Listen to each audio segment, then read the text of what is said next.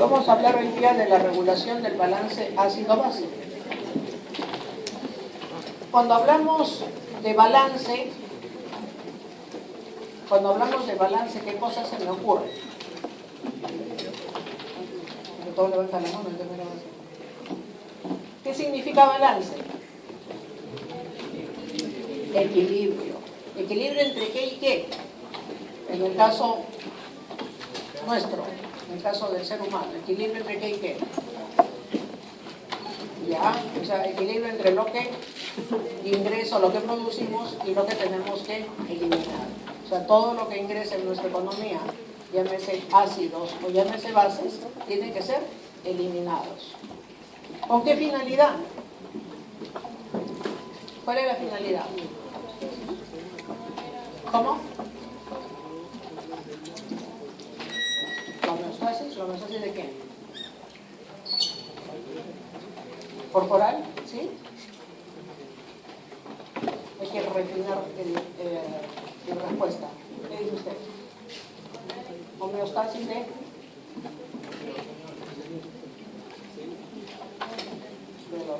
Ya, ¿qué más? ¿Homeostasis de qué? El pH. Lo tienen en su cabeza y no lo sueltan la lengua. Yo sé que ustedes leen, saben, pero no sé por qué tienen miedo. Yo no les voy a poner nota. Yo les pondré nota cuando yo los encuentre, alguno de nefrólogo, de venga de mí y le diga, mira, aprendiste mal la lección o la aprendiste bien. Pero yo ahora no les voy a poner nota, lo que quiero es que participen. Siéntense activos, la fisiología renal no es fácil. Y es la razón por la que hay tan pocos nefrólogos, no solamente en el Perú, en el mundo. Hay un artículo que salió en el New England que decía, ¿por qué hay tan pocos nefrólogos en el mundo? Y una de las razones es porque no es fácil. Se imaginan que lo llamen a cuidados intensivos. Doctora Santibáñez, el paciente está con 108 de sodio, el calcio está bajo, mire, y tiene además deshidratación, está en shock hipovolémico, va a tener un pulmón funcional o distrés respiratorio de la noticia. ¿Qué quiere que haga? Me come el tigre, le meto agua, se va a encharcar, le quito el agua, se va a aumentar la creatinina. ¿Cómo le meto sodio? ¿No? No es fácil. Entonces, por lo menos apréndanla bien para que cuando hagan sus votaciones por cuidados críticos o emergencia, pues se sientan cómodos porque saben cómo manejar este tema. Entonces, el balance ácido-base significa de que tiene que haber un equilibrio entre lo que ingresa y lo que sale, llámese ácidos o bases, con la finalidad de mantener un pH, tanto extra como intracelular, lo menos variable posible. ¿Por qué? Porque la concentración de hidrogeniones en exceso o en defecto tiene extremos de compatibilidad con la vida de todos los seres, que está en extremos de 6,8 a 7,8 o hasta 8. Entonces, ese balance es lo que vamos a revisar en la clase de hoy día. Esto es lo que les decía, ¿no? La concentración de hidrogeniones aquí está en nanomoles, o sea, la 10 millonésima parte de un equivalente. Una concentración tremendamente pequeña, ¿no? Y tiene que estar en valores muy pequeños porque, como ustedes saben, el hidrógeno es tremendamente activo y si es que este aumenta en su concentración, por ejemplo, lo que va a producir es alteraciones en la división celular, en la síntesis de proteínas, se va a alterar totalmente, ¿no? Entonces, por eso es importante el mantenimiento de una concentración estable. Definitivamente el tener que expresar en nanomoles, en cantidades pequeñas, es poner muchos ceros, es que queremos uniformizar en milimoles o miliequivalentes, como hemos aprendido que se expresan la mayoría de solutos que nosotros tenemos en nuestra agua extracelular. Por lo tanto, a alguien se le ocurrió, pues, ¿por qué no lo expresamos en logaritmo negativo de la concentración de hidrógenos? Y es así como surge el concepto del pH. O sea, el pH es el logaritmo negativo de la concentración de hidrógeno, ¿no? Es la inversa. pH será el logaritmo inverso, el logaritmo negativo de la concentración de iones de hidrógeno, ¿no? Entonces, pH es igual al logaritmo negativo de 0.00004 equivalentes por litro, ¿no? Porque este es dado en equivalentes por litro. Y eso nos da, pues, un pH de 7.4, que es digamos, un número más fácil de manejar. Eso significa que el pH guarda relación inversa con la concentración de hidrogeniones, ¿verdad? Por lo tanto, si yo tengo un pH bajo, ¿cómo está la concentración de hidrogeniones? Ahí está, muy bien. Y si es al revés, tengo el pH está muy bajo, significa que la concentración, muy alto, la concentración de hidrogeniones es baja, y al revés, si es muy alto el pH, la concentración de hidrogeniones está alta. Muy bien. Entonces, recordar que pH guarda relación inversa con la concentración de ion hidrógeno. Yo aumento los hidrogeniones, inmediatamente mi pH baja. Bajo los hidrogeniones, mi pH inmediatamente va a subir. Cuando baja la concentración de hidrogeniones y mi pH ha variado hacia arriba o hacia abajo, ¿hacia dónde varía abajo cuando bajo los hidrogeniones? Hacia arriba. Y eso se llama alcalosis. O sea, la definición de alcalosis significa que mi concentración de iones de hidrógeno ha bajado y que mi pH está arriba. Y cuando yo digo acidosis, más práctico, dice al revés. Qué buena. Mucho práctico al revés, no me haga pensar usted. Ya. Acidosis, entonces, cuando yo tengo una concentración de hidrogeniones elevada y mi pH está hacia abajo, ¿no es cierto? Para términos clínicos uno no utiliza acidosis o alcalosis, ¿no? Es muy popular usarlo, pero si quieren utilizar la jerga médica correctamente, acidosis o alcalosis se le da como nombre a los trastornos que causan la acidemia o la alcalemia. O sea, la definición correcta es el paciente tiene alcalemia y lo que le ha generado esto es una alcalosis metabólica o una alcalosis respiratoria, ¿no? Lo otro que tenemos que aprender es de que para poder hablar de concentraciones de ion hidrógeno y pH, el origen puede ser por problemas con el riñón o por problemas con el pulmón, ¿no es cierto? Los que son originados por trastornos por el riñón, por ganancia o por pérdida, son trastornos que se conocen como metabólicos, mientras que los que son generados por alteraciones en el manejo de la concentración de hidrogeniones o de bases por el pulmón son trastornos respiratorios. O sea, los trastornos serán alcalosis o acidosis metabólica o respiratoria. Y el paciente está en acidemia o en alcalemia.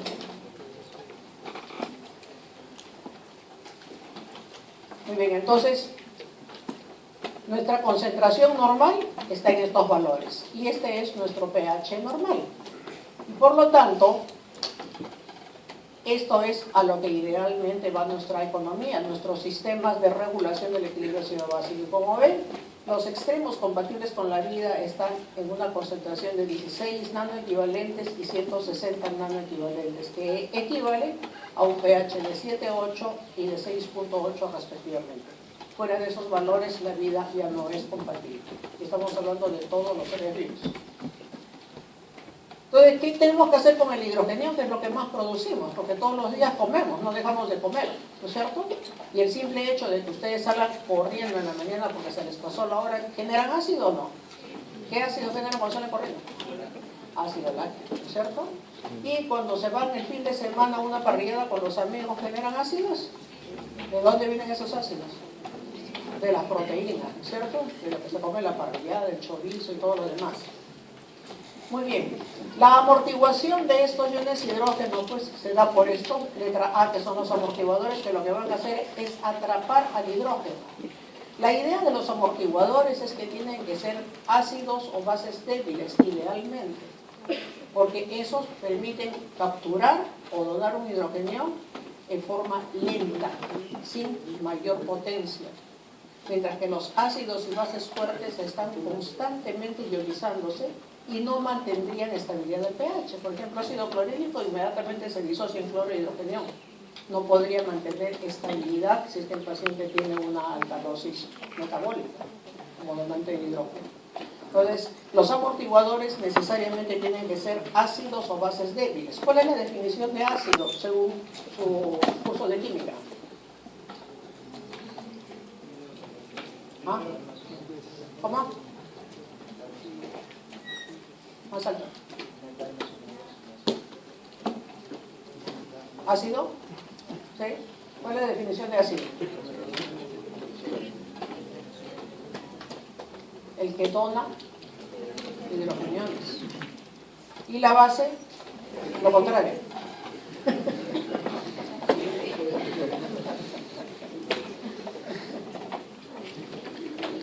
Base es aquel que es capaz de aceptar iones de hidrógeno. Por lo tanto, estos tienen que estar en cantidades normales en nuestra economía, estos sistemas buffer, para poder eliminar lo que normalmente producimos, porque vamos a ver que producimos una cantidad de ácidos importantes todos los días. El buffer, el sistema buffer estrella es este, como ustedes recordarán, el buffer bicarbonato ácido carbónico, ¿no? El CO2, como ustedes saben, es definido como un ácido, y esa es su definición. El CO2, ¿por qué es un ácido? Porque se hidrata rápidamente y lo que va a generar es ácido carbónico. Este ácido carbónico se disocia en bicarbonato de hidrogenio, pero cuando hay presencia de grasa carbónica, como sucede en el riñón, ni se entera el riñón de que pasó por ahí el ácido carbónico, porque es veloz su barrido, inmediatamente se disocia en bicarbonato de hidrogenio. Entonces, la anhidrasa carbónica, ¿para qué nos sirve? Para barrer rápidamente la concentración de ácido carbónico. ¿Tendrá importancia esto? ¿Para qué? Para evitar cambios en el pH, ¿no es cierto? Si yo lo barro, inmediatamente aparece el enemigo, inmediatamente lo barro, definitivamente el pH no va a variar mucho, salvo por cortos periodos de tiempo. Entonces, esta es, digamos, la clásica relación del bicarbonato ácido carbónico, que son, digamos, el buffer o la dupla más importante en el equilibrio ácido básico. Cuando nosotros queremos poner esta reacción en equilibrio químico, generalmente, si ustedes ven la reacción que tienen en sus copias, esto es igual a concentración de hidrógeno por bicarbonato sobre ácido carbónico. Esta es la constante de disociación, que equivale a 800 milimoles por litro. Ese es el valor de la constante de disociación, ¿no? Lo único que he hecho es poner la fórmula en lo que se conoce como la ecuación del equilibrio químico. Muy bien, sigamos con esto.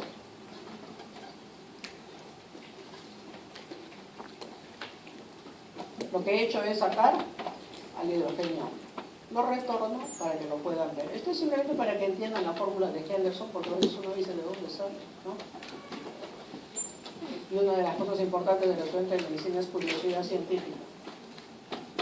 Aquí hemos dicho, la constante de disociación de esta reacción del bicarbonato que se convierte en ácido carbónico y luego se disocia en bicarbonato de hidrogenio, es la constante de disociación, es igual al hidrógeno por el bicarbonato sobre el ácido carbónico. Si yo lo que quiero saber es la concentración de hidrogenio, porque lo que me interesa es saber su concentración y su pH, vamos a resolver esta ecuación y lo que me va a salir es que la concentración de hidrogenio es la constante de disociación y vamos a invertir la posición. Esto es el PCO2 disuelto, ya que la constante de solubilidad del CO2 es esta, y esto equivale aquí al ácido carbónico. Muy bien. O sea, es el PCO2, que normalmente, ¿cuánto es el nivel de PCO2? ¿Cuánto tienen de PCO2 ustedes? Supuestamente, chicos normales. 40. ¿40 qué? Milímetros de mercurio. ¿No es cierto? Y la solubilidad del PCO2 es 0.03. Entonces, lo que estoy haciendo acá simplemente es que estoy reemplazando el ácido carbónico por el PCO2 y su constante de solubilidad sobre el bicarbonato. Muy bien, yo lo quiero expresar en unidades mucho más fáciles, ¿no? Porque si me voy a poner a expresar las constantes de hidrogenio, ya sabemos que tenemos un montón de decimales que ponerle a esa concentración y por lo tanto lo que hago es expresarlo en términos logarítmicos. O sea, esta ley de acción de masas o la ecuación del equilibrio de la reacción de CO2 más agua, ácido carbónico disociado en bicarbonato y hidrogenio, se reduce cuando lo ponemos en términos logarítmicos en que la concentración de hidrógeno, como no quiero usar muchos ceros, una cantidad muy pequeña, pongo logaritmo negativo de la concentración de hidrógeno, va a ser igual al pK. El pK es el logaritmo negativo de pK y el logaritmo negativo de esta relación. Ácido carbónico sobre bicarbonato. Y empecemos a convertirlos.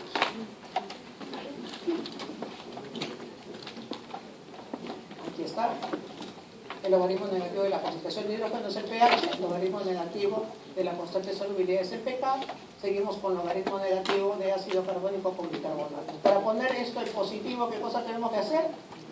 Invertimos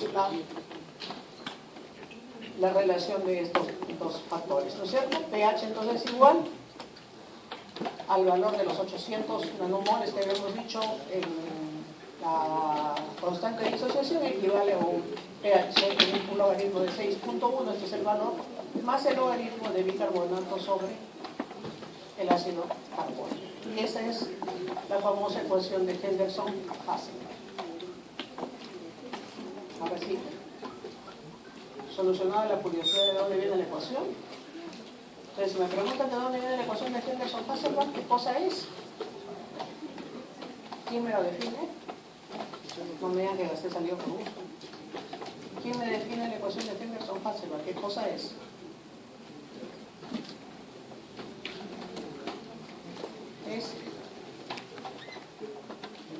¿Cómo? ¿Es la expresión logarítmica de qué?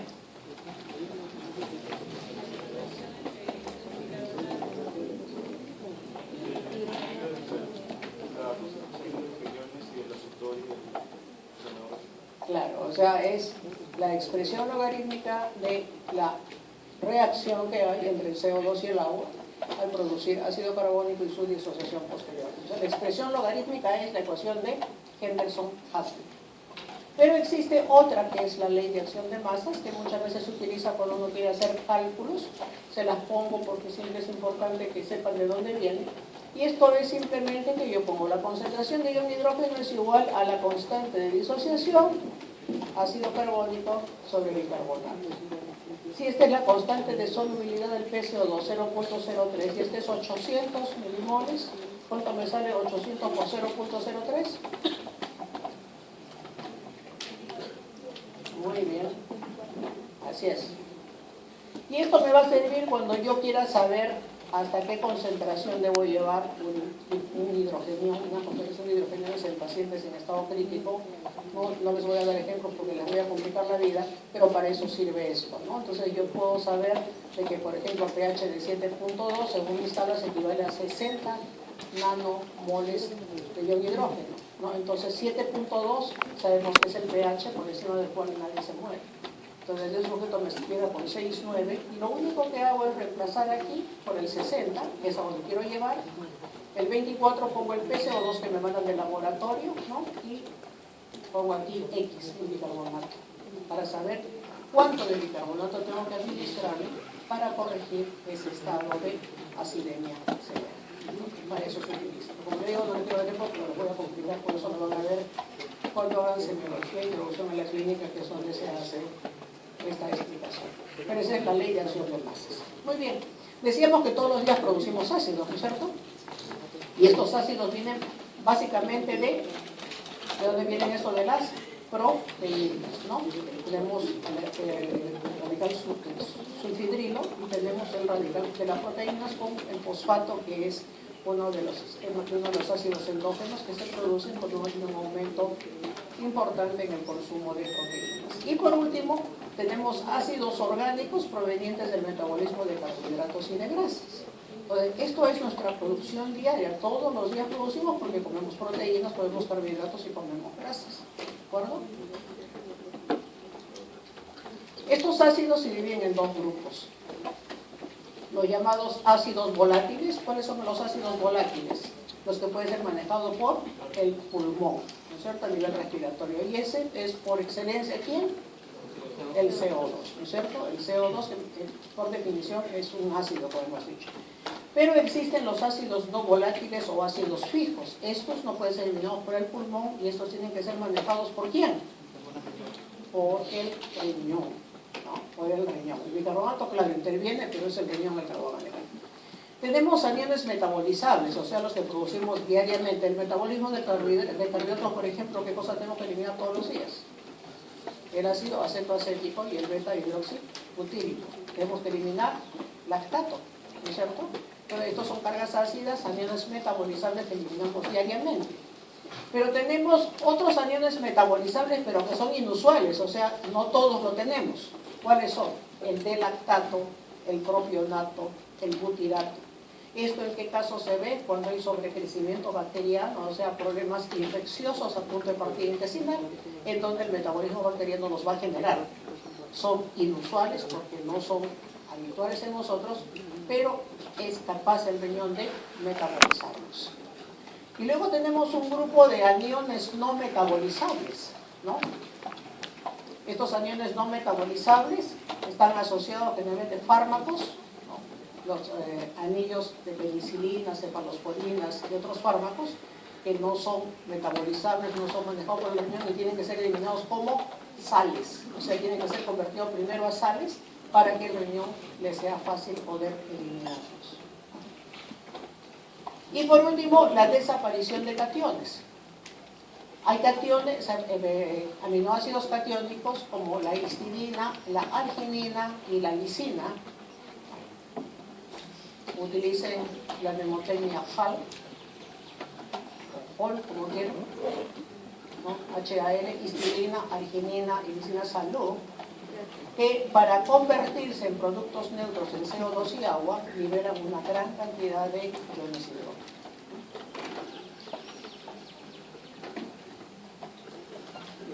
Entonces podemos decir que esta es nuestra producción de ácido, esta es nuestra producción de bicarbonato. De ácido proveniente de las proteínas, de metionina, cistina, lisina, histidina y arginina. Miren ustedes, se libera el radical sulfato, ácido clorhídrico. Bicarbonato de las proteínas, el ácido glutámico y el ácido ascórbico.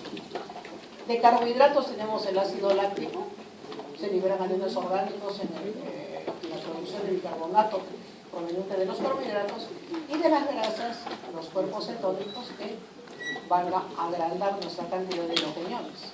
En términos generales, esto no es para que nos memoricemos, simplemente para poder ver la parte final. Miren ustedes, si yo veo mi producción de álcali de 150 milimoles por día, y miren mi carga de ácido, 200 a 250 milimoles por día. Eso significa de que el riñón tiene que eliminar entre 50 a 100, ¿qué cosa?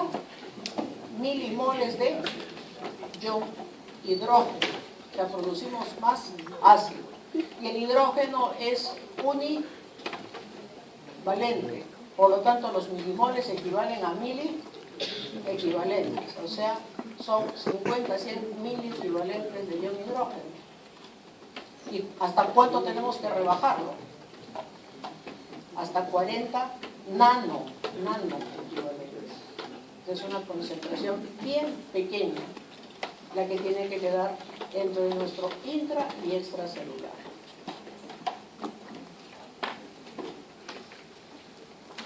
Entonces, cuando yo tengo una alteración del equilibrio ácido básico, lo que tengo que saber es que existen mecanismos para poner en balance, como decíamos al inicio de nuestra clase, este ingreso y salida de álcalis o de bases. Y nuestros mecanismos de defensa son estos tres que tenemos que reconocerlos y saber que si están alterados uno de estos, nunca vamos a conseguir el balance. Eso significa que los buffer, tanto intra como extracelulares, deben estar en cantidades normales. ¿Qué buffer intracelular recuerdan? La hemoglobina y las proteínas, ¿no?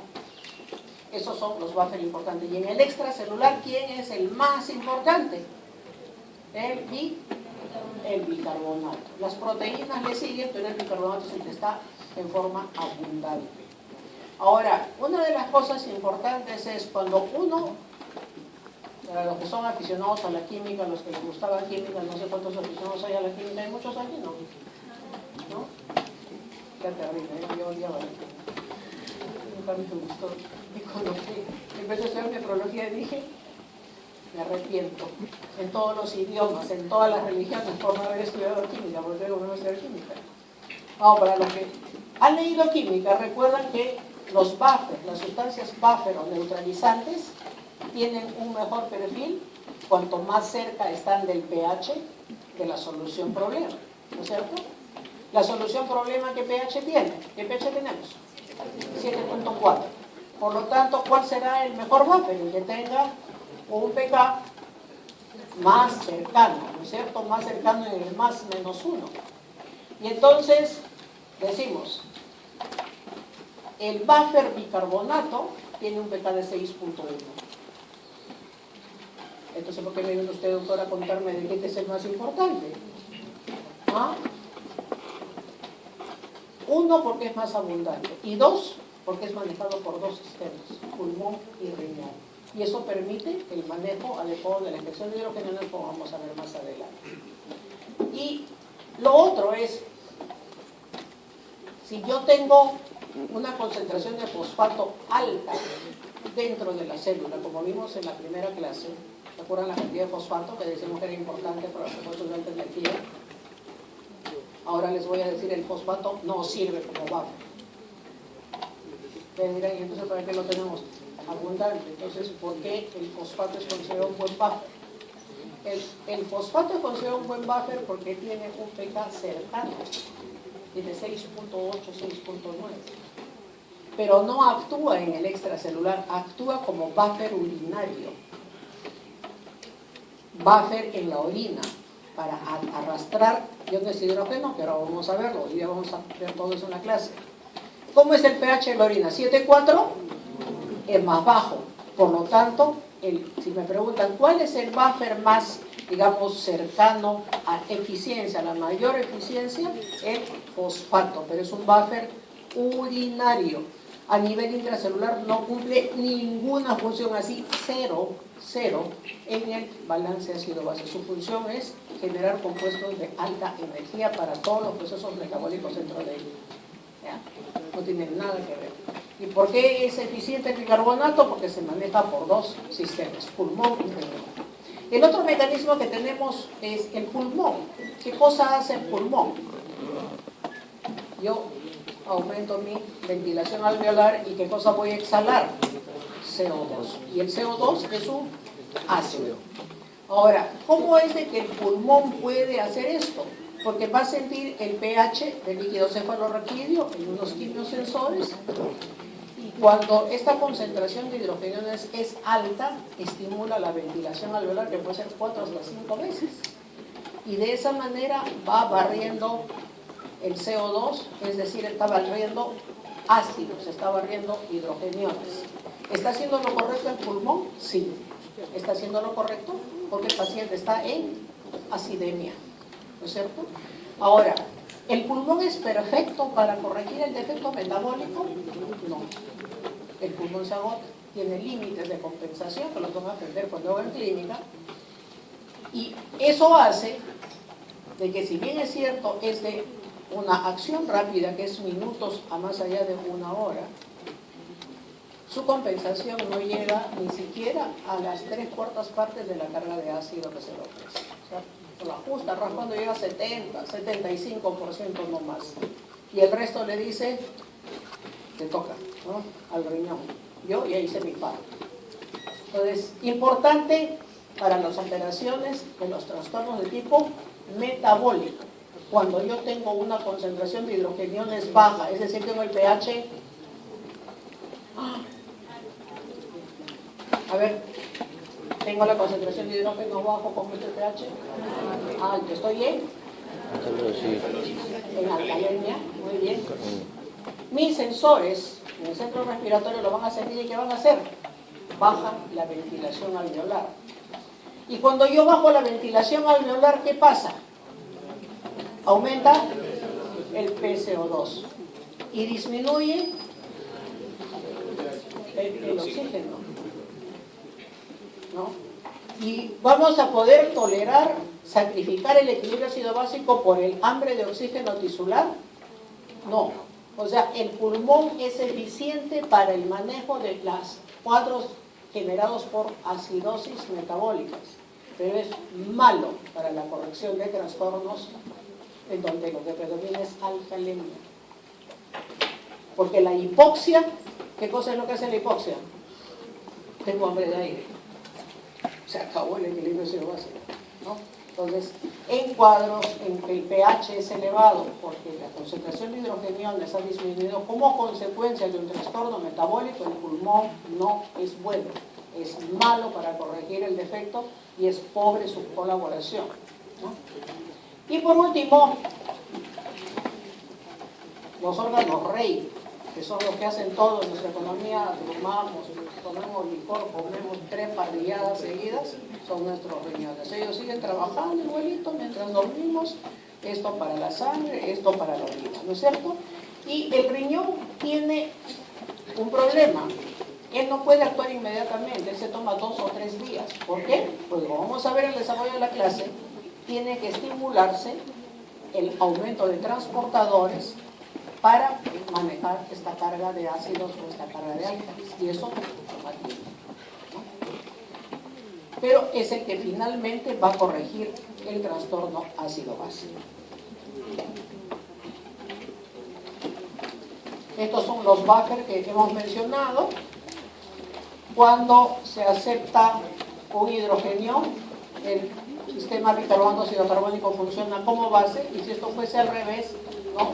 Lo que es donar hidrogenio estaría funcionando como un ácido, ¿no? Igual con el fosfato, con la hemoglobina y con las proteínas.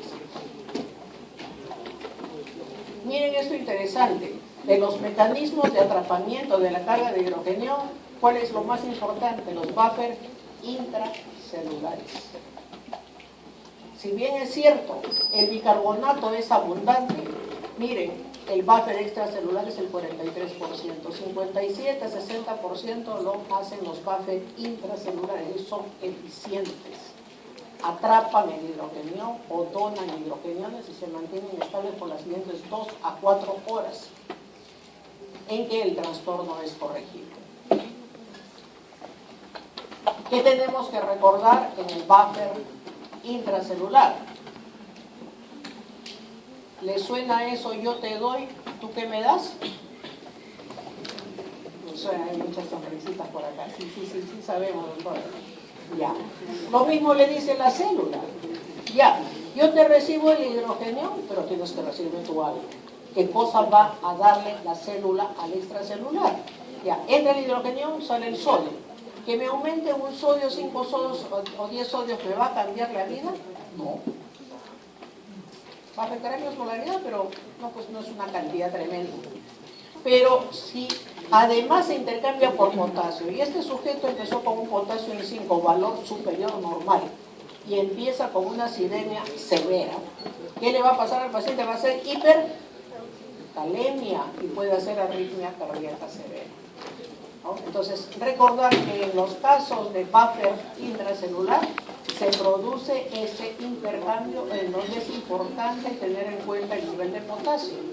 Por ejemplo, yo tengo un paciente, me llega a la emergencia, pH sanguíneo 6.9, bicarbonato sérico en 5. El paciente está hiperventilando, la famosa respiración de Paul, ¿no? Y lo que le chequeo es que tiene un potasio 3.5, que es el valor mínimo normal. ¿Qué les llama la atención? ¿Qué dirían de eso? ¿Qué está pasando? Basado en lo que les acabo de decir. A ver, mentes brillantes. Quiero una respuesta. ¿Entendieron o les repito muy bien? Llega a la emergencia a un paciente con un pH sérico de 6.9. Un bicarbonato en 5 miligramos. Y un potasio vamos a ponerle en 3. Siendo lo mínimo normal 3.5.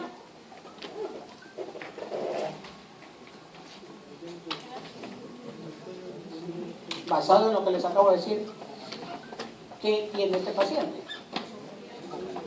Tiene hipocalemia, muy bien. ¿Y qué le va a pasar cuando yo le dé el tratamiento? ¿Usted cree que este proceso no se revierte? Se va a revertir. Si yo corrijo, vamos a suponer que es un diabético y le doy insulina, ¿qué va a pasar?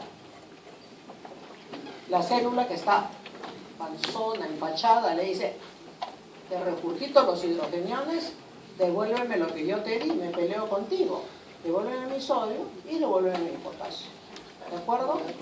Y a la hora que le devuelve el potasio, ¿qué le va a pasar al paciente? Se puede morir de parálisis respiratoria y no va a poder ni siquiera mover sus músculos accesorios para eliminar el CO2. Entonces, ojo, todo paciente con acidosis metabólica tiene que tener decentemente un pH en el rango superior normal, si es que está medio con déficit, o por encima. Si el valor está en el límite inferior bajo o por debajo de lo normal, ese paciente ha hecho un intercambio marcado de atrapar hidrogeniones, de botar potasio y se ha barrido todas sus reservas de potasio y aún así no llega a tener valores normales. Ese paciente es un riesgo cuando no lo hidrate. Entonces, cuando yo voy a tratar a ese paciente, sea acidosis láctica, sea cetoacidosis diabética, sea acidosis renal, intoxicación por salicilatos o cualquiera que sea, lo que tengo que hacer es, para el paso, tengo que reponerle cloruro de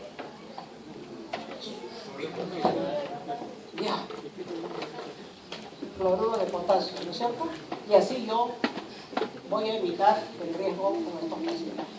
¿Y cuál es la condición importante para darle potasio a un paciente? Que orine. Porque ¿por dónde se elimina el potasio? En la orina. Si el paciente está en oliguria o en anuria, lo voy a mandar a la hipercalemia, eso no voy a solucionar el problema. Entonces el trastorno respiratorio, como les digo, son los quimiorreceptores que están en el cerebro, en la superficie ventral de la médula y a nivel periférico. Ustedes recuerdan, ¿ya han hecho aparato respiratorio? Sí, ¿no? Cuerpo aórtico y carotídeo. Y como les digo, puede ser en minutos o puede tomar más allá de 2 horas para la respuesta que no es completa, porque es una respuesta incompleta. Muy bien, entonces vamos a quien soluciona nuestros problemas todos los días y hace que nuestro pH esté en 7.4. Entonces, los riñones son los que se van a encargar de eliminar o el exceso de álcalis o el exceso de la carga ácida que producimos diariamente. Y, como decíamos, esto toma su tiempo porque tiene que activar una serie de procesos enzimáticos para el transporte y la excreción de esta carga ácida. Entonces, ¿qué cosa hemos revisado hasta ahora? Aquí tenemos bicarbonato, el PCO2, la concentración de hidrogeniones. Se produce una carga ácida, vamos a poner una paciente diabética que está con más de 700 miligramos de cilindro de glucosa, ¿no? Ha hecho una cetoacidosis diabética y tiene una carga ácida. Miren ustedes, la concentración de hidrogeniones ha aumentado notablemente, ¿no? O sea, el pH ha disminuido muy bien. Inmediatamente, ¿quiénes van a actuar? Buffer intra y extracelulares para disminuir la concentración de hidrogenión y tratar de llevar el pH a valores más decentes de los que tenía el paciente. Y obviamente lo que se va a hacer es de que la concentración de bicarbonato va a caer, ¿no? Como buffer extracelular que es. Entonces, la concentración de bicarbonato cae, los buffer intracelulares se atrapan con la idea de bajar el nivel de bicarbonato. ¿Qué pasa con los buffer intracelulares que tengo que recordar? Yo te doy, tú que me das, ¿no? Y que de lo yo te doy, tú que me das, el más importante es potasio, no es que el sodio no sea importante, es importante para otras cosas, para el volumen extracelular. Pero para este caso, lo que nos interesa es el nivel de potasio por la influencia que tiene en la función muscular, en las arritmias cardíacas, que es un paciente hipertenso, por ejemplo, que haga hipocalemia puede desarrollar pues, una arritmia severa. ¿Qué sigue? Muy bien, la compensación respiratoria es la que sigue y lo que va a hacer es aumentar la frecuencia respiratoria porque la concentración de hidrogeniones ha aumentado, lo que está dañando ese líquido cefalorraquídeo del ciclo respiratorio, estimula la ventilación alveolar y empieza a barrer CO2 y baja la concentración y como ven, no es eficiente, no hemos llegado a 7.4. Ha bajado de forma importante, pero no es eficiente la presión parcial de CO2. Va a bajar, ¿no? Porque el paciente empieza a hiperventilar y se detiene el consumo de bicarbonato. Y finalmente, quien va a corregir todo el trastorno es el riñón, quien va a llevar todo a los valores normales. Estos son los, digamos, los fenómenos compensatorios de todos los días o cuando tenemos alteraciones patológicas que generen acidemia o alcalemia. Pero tenemos cuadros crónicos, las acidosis crónicas. ¿Cuál es el ejemplo más típico? El paciente con insuficiencia renal que está en diálisis.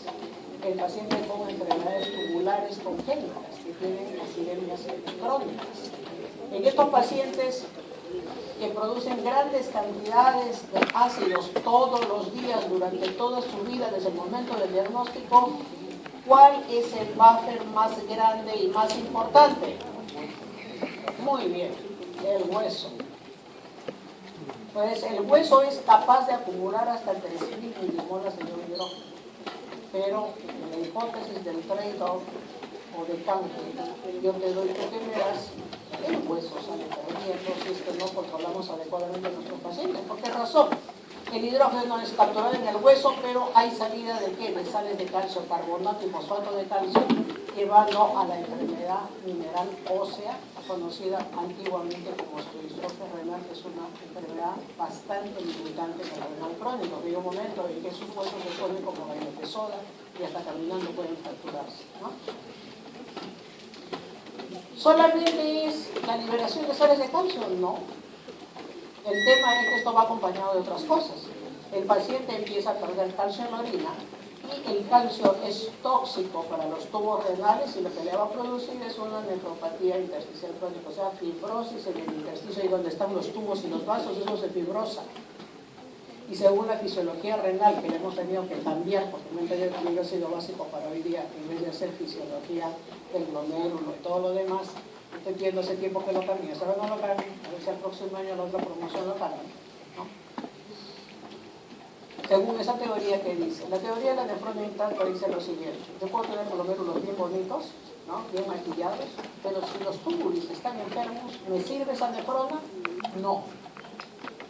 Si por el contrario tengo glomérulos enfermos con una glomerulopatía o una nefropatía genética, mis túbulos están perfectos, mi intersticio está bien, no hay infiltración de células, no hay fibrosis, los vasos periculares están perfectos, ¿me sirven esas nefronas?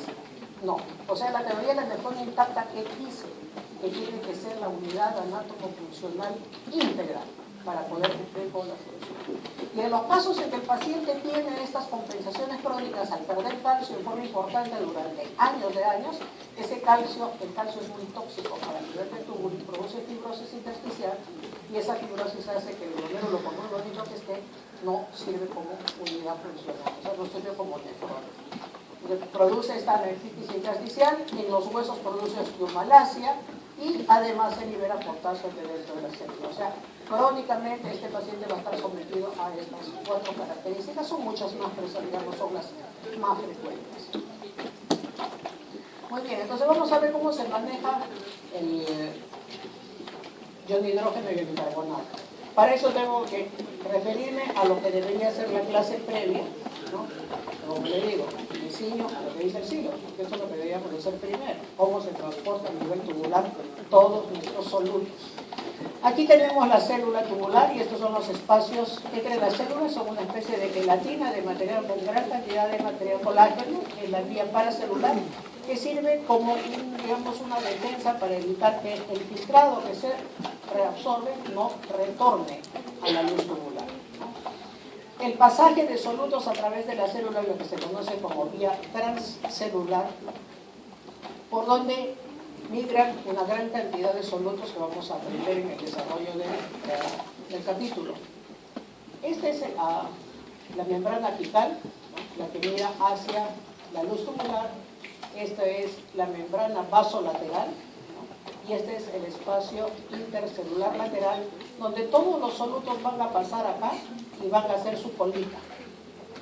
Acá van a hacer cola para que los transportadores lo lleven ¿a dónde? A la circulación, ¿no? O sea, todo lo que se resuelve no es que viene, ingresa, sale y se va.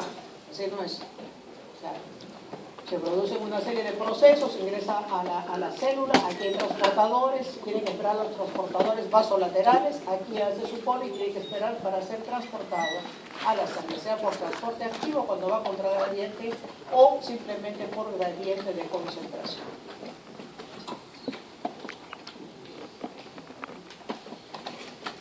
Muy simple para poder explicarles. Filtración glomerular, ¿qué cosa es? Lo que cae del capilar glomerular hacia el espacio de boca, ¿no es cierto?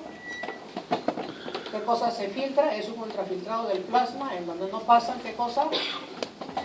Proteínas, así es. Este ultrafiltrado va a seguir su trayecto hacia la salida, pero en el camino tiene otros dos procesos que realiza ya no el glomérulo, sino la nefrona, que son el proceso de secreción tubular, es decir, aquellos solutos que están en exceso de esa economía o, digamos, esos aniones no metabolizables que tienen que ser secretados para ser eliminados en la orina.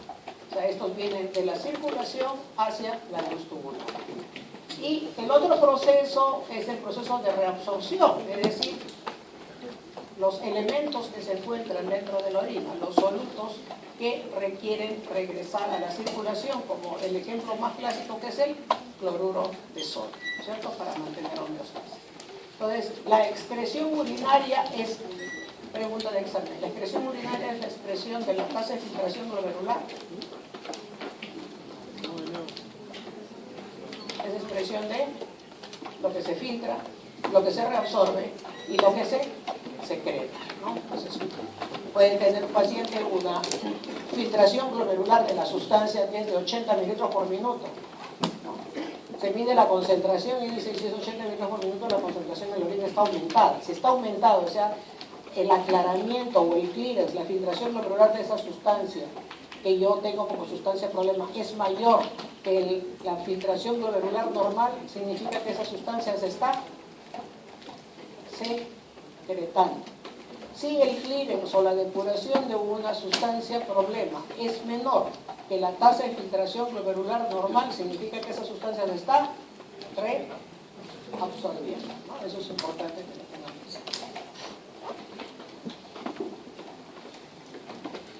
Muy bien, estas son las funciones que va a cumplir el riñón. Lo primero, tiene que reabsorber todo el bicarbonato filtrado. ¿Por qué?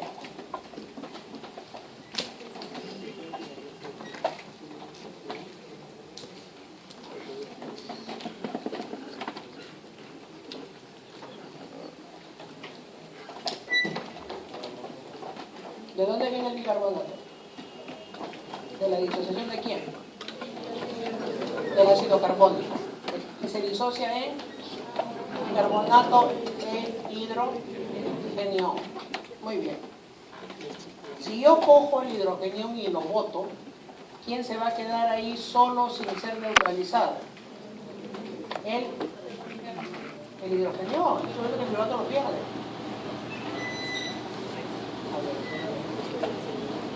Relájense. El ácido carbónico se disocia en bicarbonato e hidrogenión. Ahí está en equilibrio. Muy bien. Si yo cojo el bicarbonato y lo elimino, ¿quién se queda solo? ¿Tiene quien lo neutralice? No. Por lo tanto, cada vez que yo pierdo un bicarbonato, estoy añadiendo un hidrogenión. Por ejemplo, que tiene diarreas. Y si yo pierdo un hidrogenión porque tengo una sonda nasogástrica y me están aspirando un ácido clorhídrico, ¿a quién estoy dejando solo en la sangre? Al bicarbonato. O sea, cuando vomito, ¿qué cosa hago? Aumento a mí, como no aumenta el hidrogenio, si lo está botando en la sonda. Usted me dio dormida. ¿Ah? El bicarbonato se queda retenido y el pH del sujeto ya, o sea, hace alcalemia. Y el trastorno que lo genera un poco una alcalosis metabólica. Bingo. Lo otro es eliminar el exceso de bicarbonato. Es decir, si el paciente entra en alcalemia y empieza a retener bicarbonato, el riñón tiene que eliminar ese exceso. Y vamos a ver cuáles son sus vías.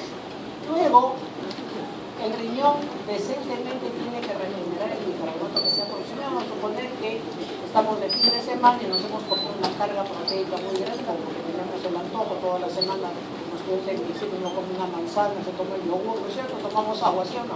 Todos hemos pasado por la misma cosa, no igual ustedes, ¿no? Trae la loncherita, la manzana, encima venía el compañero hoy día, se trataba la manzana y se le daba 5 kilos y después decía, ¿ahora qué hago? Bueno, cuando tiene sus prejuicios, no quiere comer en la calle, porque papá y la mamá le metieron en la cabeza, te va a dar diarrea, está mal preparado, se come un chile, no te vas a morir, después vienes en la noche, comes, ¿no? El hecho es de que el fin de semana nos ponemos al día, ¿no? Entonces todas las invitaciones que nos pueden hacer hacer, la familia, los amigos, nos vamos. Tomemos una gran carga proteica. Entonces vamos a producir un montón de ácidos, ¿no es cierto? Ácidos provenientes del metabolismo de lo que estamos comiendo. Entonces, el riñón lo que tiene que hacer es regenerar el bicarbonato que se consume. Y ese proceso de regenerar el bicarbonato que se consume no es lo mismo que reabsorber el bicarbonato, es otro proceso, pongan paréntesis, otro proceso. Y por último tiene que eliminar todos los aniones orgánicos no metabolizables, que eso ya lo hemos dicho, no lo vamos a revisar. Veamos la reabsorción del bicarbonato. Nosotros filtramos 4.320 miliequivalentes por día, de 180 litros por 24 miliequivalentes, que es el promedio normal, ¿no? Y este va a pasar por todos los segmentos de la nefrona y observamos que en el tubo contorneo proximal es el 80% que se reabsorbe, 80% de la carga. Entonces el sodio envidioso voltea y le dice, oye, un momentito, vamos a aclarar las cosas. A mí me reabsorben el 67% de la carga y yo soy importante para mantener la presión arterial. Está bien que tú para mantener el nivel de CO2 seas importante, pero ¿por qué tiene preferencia el tubo contorneo proximal y reabsorbe el 80% de lo que se filtra? Y ahora le voy a dar respuesta a eso. Eso es lo primero que el sodio le pregunta al bicarbonato. Miren, le queda 15% a la rama silente gruesa de Henle, 5% al tubo colector cortical y no debemos eliminar bicarbonato en la orina porque si eliminamos bicarbonato en la orina añadimos al extracelular, ¿qué cosa? Y no. Muy bien, esto es a lo que ustedes conocen, el nivel de PCO2 que existe en sangre, ¿no? Hay difusión dentro de la célula. Presencia de agua, esto se convierte con la ayuda de la anhidrosa carbónica en ácido carbónico que se disocia en hidrógeno y en bicarbonato. Muy bien, vamos a ver qué pasa con el hidrógeno. A nivel del tubo contorneado proximal se produce este intercambio, esto es un antitransportador o antiporte, que lo que hace es facilitar la reabsorción de sodio y lo intercambia por hidrógeno. Eso significa que a nivel del tubo contorneado proximal, la reabsorción del sodio y el intercambio con el hidrógeno genera un bicarbonato que va a salir por la membrana vasolateral para la reabsorción. ¿Ya me toca la salida? Ahí. Ya me toca salir. Ahí se va porque yo no puedo ir de largo. Entonces, esto de acá es importante recordarlo. ¿Cuál es el mecanismo por el cual esto se produce? Si yo saco hidrógeno de dentro de la célula hacia afuera, ¿dónde está la mayor carga de hidrógeno? ¿Adentro o afuera? ¿Ah? ¿Adentro o afuera? Muy bien, afuera, pues estamos filtrando todo lo que comemos. Esto adentro no, el pH está estable. Ojo, tengan cuidado, no caigan tan fácilmente. Entonces tengo un montón de hidrógeno, entonces va a ir contra gradiente. ¿Y cómo es que va a ir contra gradiente si esto no es un ATP? Es por la fuerza con la que el sodio es arrastrado. ¿Y por qué el sodio es arrastrado con fuerza? ¿Cuánto era la concentración de sodio dentro de la célula? 10 a 12. ¿Cuánto es la concentración en el líquido filtrado? Es lo mismo que en el plasma. 139 a 145 miliequivalentes. Contra 12, fácil entra. A la hora que entra con fuerza, el hidrógeno es sacado hacia afuera, en lo que se llama transporte activo secundario. ¿Y por qué se llama secundario? Porque no consume ATP, utilizan la fuerza del sodio, y eso lo vamos a ver en varios aspectos de la función tubular. Entonces, ¿quién es el responsable de que el sodio esté bajo dentro de la célula? Que conversamos en la primera clase.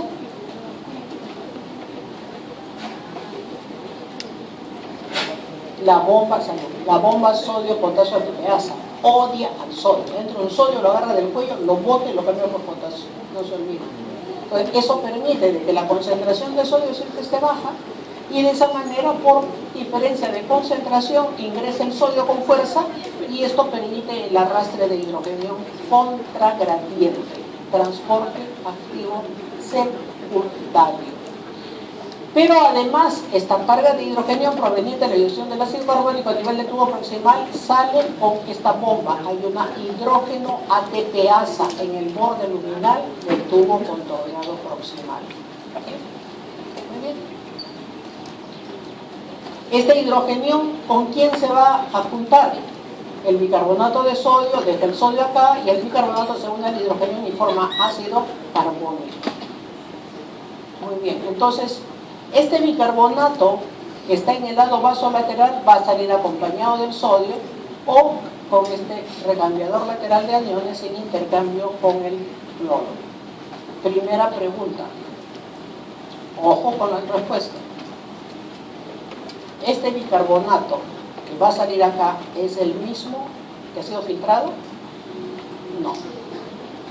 Por lo tanto, esto no es regeneración de bicarbonato. Simplemente estoy reponiendo en reabsorción el bicarbonato que pierdo acá, en este lado, pero por disociación del ácido carbónico que viene de otra fuente. ¿De acuerdo? Eso es lo que se llama reclamo de bicarbonato. No se llama regeneración, se llama reclamo de bicarbonato. Yo reclamo porque a mi bicarbonato me lo han agarrado pues ahí en la luz tubular, ¿no? Me lo han mandado a la orina, yo quiero mi bicarbonato, ¿no? Entonces le devuelven su bicarbonato para que no haga pataleta el tubo contorneado proximal. Y acaba ahí el problema. Ahora, la pregunta del millón era, ¿por qué reabsorbe el 80%? ¿Por qué no reabsorbe el 60 o 65% igual que el sodio? Y la respuesta está en esto. Recuerden ustedes que la anhidrasa carbónica lo que hace es facilitar la disociación del ácido carbónico, de tal manera que uno ni se entera que existió, porque son fracciones de minutos en que está estable y después desaparece. Y miren ustedes la anhidrasa carbónica acá. ¿Qué cosa va a hacer aquí la anhidrasa carbónica? Agarra el ácido carbónico y lo convierte en CO2 y agua. Primer paso. Segundo paso. Yo, líquido tubular, me enteré de cambio de pH. Ha habido cambio, pero muy poco. ¿Por qué? Porque inmediatamente el ácido carbónico se disoció. Si no hubiese anhidrasa carbónica en el borde luminal, ¿qué pasaría? Se acumularía ácido carbónico, el pH baja y se acabó el gel. ¿De acuerdo? Por lo tanto, la anhidrasa carbónica es el truco que tiene el tubo contorneado proximal para que al disociar el ácido carbónico en CO2 y agua, la gradiente siga permitiendo sacar más hidrogeniones en intercambio con el antiporter sodio-hidrogenión o con la ayuda de la hidrógeno ATPasa. Esta anhidrasa carbónica no existe en ningún otro segmento tubular, solo existe en el borde luminal del tubo contorneado proximal. Y esa es la razón por la que se reabsorbe el 80%, lo que permite pues una reabsorción también activa del sodio. Por lo tanto, si yo tengo esto, ¿el pH en la orina cambiará mucho? No, pues el pH lo más que baja de 7.4, que es como pasa el ultrafiltrado de Plum, es 6.9, 6.8 de pH en la orina a este nivel. Mientras que en el tubo colector, como vamos a ver, llega hasta 4.5, porque ya no hay anhidrasa, ya no hay bicarbonato, ya se reabsorbió todo, está solito el hidrógeno como rey para poder ser eliminado. Muy bien.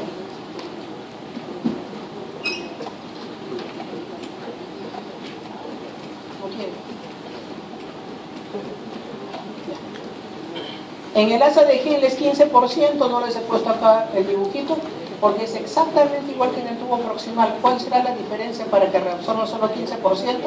Que no tiene anhidrasa carbónica luminal. Esa es la diferencia, ¿no? Después el resto del proceso es exactamente igual. Muy bien, hasta aquí lo que hemos visto es que sale el hidrogenio en intercambio con el sodio. Pero lo que vamos a ver ahora es la secreción activa del hidrogenio.